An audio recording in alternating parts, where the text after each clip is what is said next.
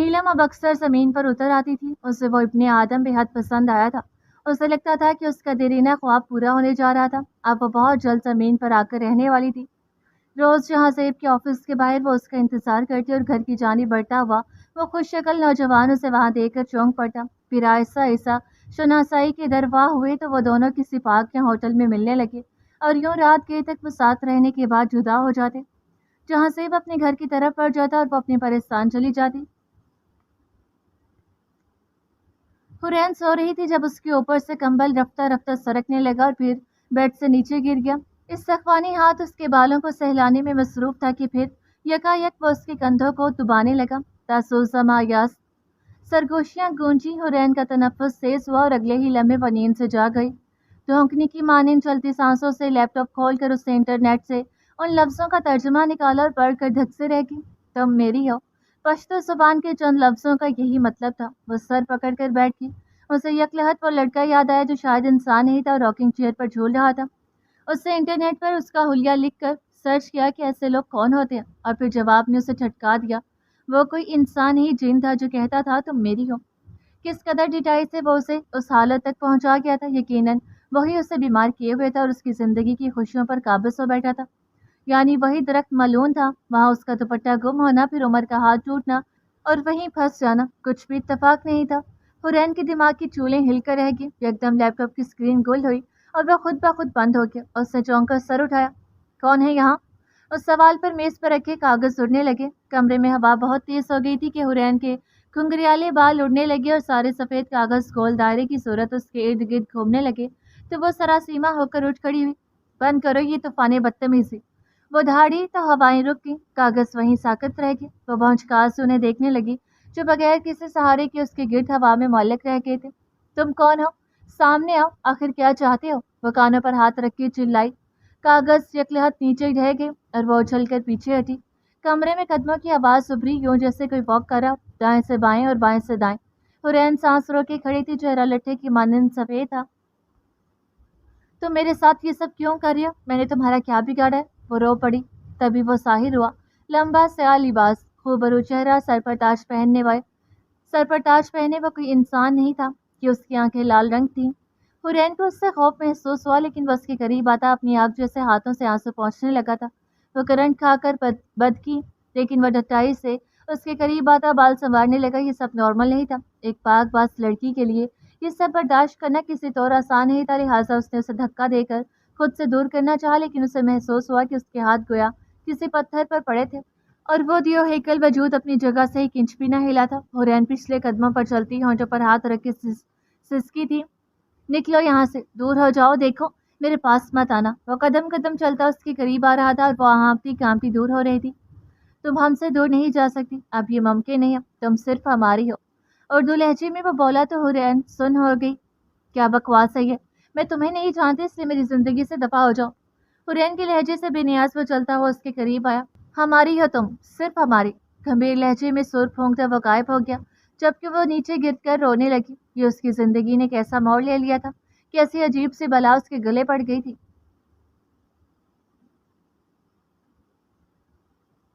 شہنشاہ جنات کو علم ہو گیا تھا کہ سنہری پری نے زارون کے ساتھ کوہ کاف جا کر رہنے سے انکار کر دیا تھا.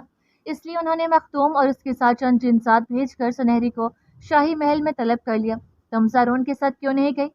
وہ حاضر ہوئی تو شہنشاہ نے اپنے مخصوص روب سے پوچھا. کیونکہ ہم نہیں جانا چاہتے. وہ بلا خوف و خطر بولی. کیوں؟ انہوں نے پوچھا. ہماری مرضی. وہ جتا کر بولی. یہاں صرف شہنشاہ کی مرضی چلتی ہے, کسی اور کو اس کی اجازت نہیں ہے. جی چاہا کہ اس سرپری لڑکی کا سر قلم کر دیں. ہم پری ہیں شہنشاہ اور یہ پرستان ہمارا گھر ہے. ہم اپنا گھر چھوڑ کر کہیں نہیں جائیں گے. اس نے وجہ بیان کی. ہم تمہیں سزا دے سکتے ہیں. وہ پھنکارے. آپ کو اور آتا ہی کیا ہے سزا دینا, ظلم کرنا, یہی تو آپ نے سیکھا ہے. وہ اکتا کر بولی. ہم سے اس لہجے میں کوئی بات نہیں کرتا. سنہری پری اپنی حد پار کر رہی تھی. ہم سب کی طرح کمزور نہیں ہیں اور بھلے آپ نے ہمارا نکاح کر دیا ہو لیکن ہم یہاں سے نہیں جائیں گے. یہ ہمارا آخری فیصلہ ہے. اس کی ضد اور ہٹ درمی پر شہنشاہ کو تاؤ آیا. سنہری. انہوں نے اس کی گردن دبوچ لی. چاہتے تو اسے ابھی اسی وقت ختم کر دیتے لیکن وہ اسے زارون کے نکاح میں دے چکے تھے, اس لیے ایسا کرنا ان کے سرشت کے خلاف تھا. جب انہوں نے تنفر سے اسے پرے جھٹکا تو سنہری کی گردن کا گوشت ادھر چکا تھا. اسے درد ہوا. وہ متحیر سی شہنشاہ کو دیکھتی तकलीफ से दोहरी होती वहां से निकल गई। वो रोज की तरह आज भी जहां ज़ैब के ऑफिस से कुछ दूर अंधेरे में खड़ी उसकी राह देख रही थी। चांद की मलगजी रोशनी में उसका हसीन और जमील चेहरा दीदा ज़ैब लग रहा था। काश कोई ज़ेर हो देख लेता तो दीवाना हुए बिना न रहता। जहां ज़ैब न जाने कहाँ रह गया था। कतरा कतरा फिसलता वक्त उसके लिए सदियों के बराबर था। इक्का दुक्का गाड़ियां वहां से गुजर रही थी मगर उसे किसकी परवाह थी। गुजरने वाले भी सड़क को खाली समझ रहे थे। वहां खड़ा वो निस्वानी वजूद उनकी आंखों ने देखा ही नहीं था। उसे भी इत्मीनान था कि जहां सेब के अलावा उसे कोई और नहीं देख सकता था, इसलिए यूं ही सारी राह रुक जाती थी। तभी कुत्तों का एक झुरमुट उधर आ निकला। वो कुत्ते उसे देखकर जोरों से भौंकने लगे थे, मगर वो असर लिए बिना खड़ी रही। उन्होंने उसे देख तो लिया था, मगर ये बेजुबान जानवर किसी को ये बताने या कुछ भी कहने से कासिर थे, सो वो खामोश रही, बेनियाज और लापरवाह। कुत्तों के उस अचानक हंगामा बर्पा करने पर लोगों को बेख्तियार उस तरफ आने पर मजबूर कर दिया था। कुछ लोग दूर से ही देखकर चले गए, क्योंकि उनका ख्याल था कि बेजुबान जानवरों के उन बेजुबान जानवरों ने यकीनन किसी नादीदा ताकत को मंडलाते देखा था, और फिर ऐसे में उस तरफ आना सरासर बेवकूफ़ी थी। किसी होशमंद इंसान ने तो ऐसा सोचना भी गवारा नहीं किया, मगर नारंगी कपड़ों में मलबूस एक गिरोह ढीठ बनकर खड़ा रहा। उन 5 अफराद ने उसे सड़क पर नीलम से कुछ दूर एक बड़ा सा गोल दायरा खींच लिया, और सब उसमें आलती पालती मारकर बैठ गए। फिर बंद आंखों और फड़फड़ाते लबों से कुछ पढ़ने लगे। ये शायद कोई मंत्र था, जिसे सामने बैठा हुआ बूढ़ा जो शक्ल से साधु लगता था, बाकी सब की निस्बत कुछ ज्यादा ही ऊंचा बड़बड़ा रहा था। पीछे बैठे 4 अफराद ज़ेरे लब अपने अपने मंत्र पढ़ने लगे थे। नीलम को किसी गड़बड़ का एहसास तो हुआ, लेकिन इंतजार की शिद्दत ने उसे गालिब न होने दिया। अलबत्ता कुछ देर बाद जब उसे लगा कि उसका तलस्सुम टूट रहा था और मुमकिन था कि आम इंसान उसे देख लेते, तो वह हरासा होगी। कौन हो तुम? वो नारंगी कपड़ों वाला साधु अब हजार से निकलकर उसके पास आन खड़ा हुआ। मैं? इससे कबल कि वो कुछ बोलती, खूबसूरत सफ़ेद पर उसकी कमर सर निकाल कर खड़े हो गए। ये कैसी ताकत थी जिसने उसकी हकीकत अयां कर दी थी। उसे अच्छी तरह अंदाजा हो गया था कि उस जैसी परी का इंसानों की दुनिया में आना उसकी सबसे बड़ी गलती थी। लिहाजा मजीद पछताने के बजाय उसने अपनी जान बचाने के लिए वहां से भागने को तरजीह दी।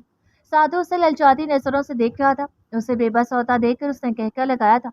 वो उसे अपने शिकंजे में जकड़ने के लिए दोबारा हसार में जा बैठा था, और अब वो एक और जाप करने लगा था। उसकी बंद आंखों का फायदा उठाकर वो वहां से दौड़कर मुखालिफ समत भागी।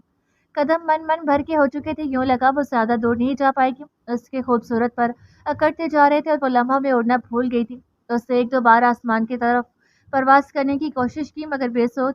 चुनाचा वो ये कोशिश तर्क करती भागने लगी। उसके लड़खड़ाते कदम दौड़ने से इनकारी हो रहे थे कि वो एक कार से टकरा के उसका जिस्म मुकम्मल जाहिर हो चुका था।